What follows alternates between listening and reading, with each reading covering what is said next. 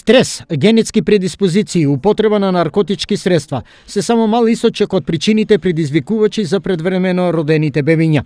Дел од причините се најчесто инфекции кај бремените жени, и тоа инфекции кои што не се следат кај матичните жени. Со цел да не дојде до несакани ситуации кога поредувањето ќе мора да се изврши предвремено, педијатрите од неонтолошкиот одсек при Штипската клиничка болница апелираат. Затоа како педијатар кој што работи со новороденчиња, апелирам до бремените жени и до идните мајки да може да прават чести контроли кај матичните гинеколози во смисла инфекциите на генито-уринарните патишта да ги санираат уште кај матичните гинеколози пред да дојдат во терминот за раѓање. За последните 10 месеци од годинава на гинеколошкото одделение предвремено се родиле 23 бебиња. Најголем број на предвремено родени бебиња во Штипската клиничка болница се забележени во 2013 година 73, најмалку лани само 10. Со најсовремена техника денеска гинеколозите во соработка со педијатрите од неонтологија во Штипската клиничка болница